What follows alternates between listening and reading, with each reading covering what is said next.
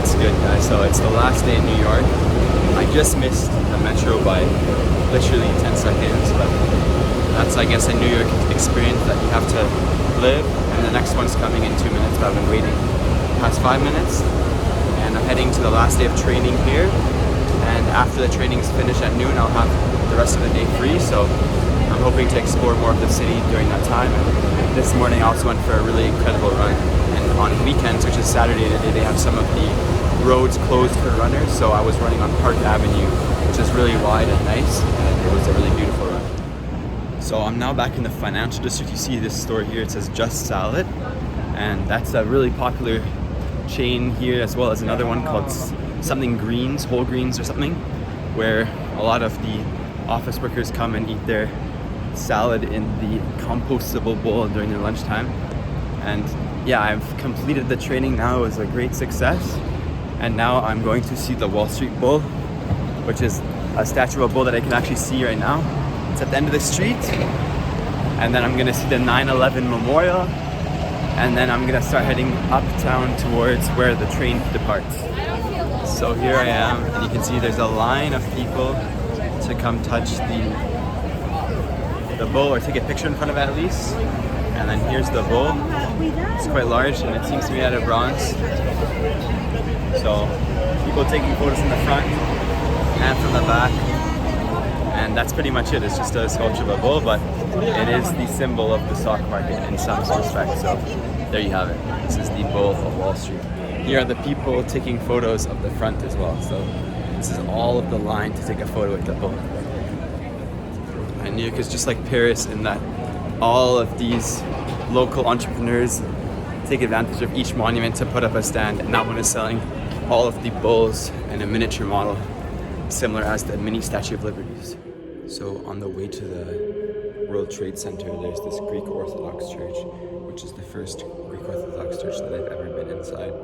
And I really appreciate the architecture style with the use of lots of marble. So you can see these marble beams here, as well as the frescoes along the dome. And the dome is also quite unique since most churches aren't in that conception. So according to this sign here in Liberty Park, this is the best view that you can have of the campus, which is what it's called. This is once again the St. Nicholas National Shrine. Here behind me, there is a waterfall, which is where one of the former towers is located. And this right here is the 9/11 Memorial, this building with the stripes. Of course, that's One World Trade Center. This is 7 World Trade Center. And sorry, this is another one, so 4 World Trade Center. So there's multiple World Trade Centers. This is the main one. And you can notice here that there's 8 facades. So if you see 1, 2, 3, and 5 more, and that's because they wanted to have the same number of sides as the original building, which had 2 4-sided buildings, which was 8 in total. And this one is 1 8-sided building to commemorate those 2 fallen buildings. And there's also a building called the Oculus, which I'll visit very soon. It's here with these spikes, and that's where all of the transportation comes and the restaurants. So that's a very modern building. I've seen the inside, so it should be incredible.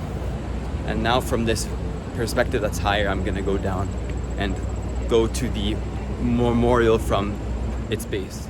This is also another monument called the King's Sphere or Der Königssphere, and it's made by a German artist, and it was located in between the towers or near the 2 towers that fell, and it's somewhat damaged because they literally recovered it from the rubble of the demolition, and now it's here once again in a restored state. So behind me here you have one of the towers memorial location, and you can notice here some of the names have decorations, so you can see many different American flags. Hold on, there's some American flags here with flowers to commemorate the victims, and it's not just the people who were working, but also the firefighters as well. So here you'll see, for example, it says Ladder 3.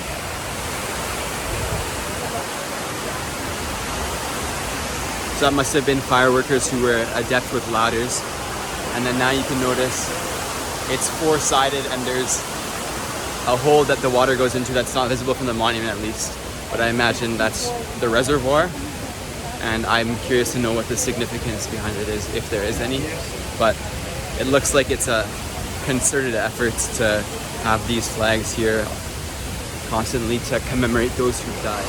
So here is the North Tower, since it's to the north of the South Tower, and you can see it's the same exact design. I'm not sure if all of the names are twice in each tower or if it's based on where they perished. I imagine that'd be the case.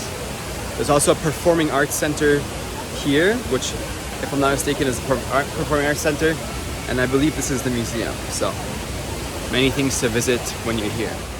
And now you can observe the tower from closer. It's interesting that the base is much different than the tapering top, and you can see that the corner walls only start here, maybe 30 or 40 meters up, or maybe that's even more. Maybe it's like 100 meters. And that's what the building appears like from the ground. And now I'm gonna try to see what the base floor is like, if they also have, like the Empire State Building, any models of the building inside. So yeah, this is pretty much where you get inside, get your tickets. And I'm actually in the basement now, so it's interesting that you have to go down to get up. So I was just going down there. And there's also a mall. So I'm gonna go here quickly to try to get out. So I'm going to go through this revolving door and see what else they have. You can notice it's a very interesting concourse that they have here. I believe this is what I was showing you earlier with the spikes and such. So nice space here, definitely. So the Oculus is massive. Not sure what the meaning of the word Oculus is, but I know they use that for the VR headsets as well. And I was over there before, but I walked all the way down here. This is where people get into the trains, and apparently these go to New Jersey. So you can see here it says trains to New Jersey, and you just get through here. It's a really interesting style of metro entrance, since it's much more claustrophobic in other subway stations, and then you simply take an elevator down and disappear into the abyss. Notwithstanding, there's the second floor, which I'm going to now, which has all of the commercial options, and it's even larger. So I'm going to go through here and then subsequently exit into the outside. But now that I'm upstairs, I'll take advantage to show you, first of all, this gigantic Apple stores. I don't think there's a single Apple store in New York that's not double the size of the average. And it's like a ship or some type of conical object here. And there's even an escalator here above me which goes somewhere higher, but I'm not sure where. And that's everything. So, as I said, I'm back outside now.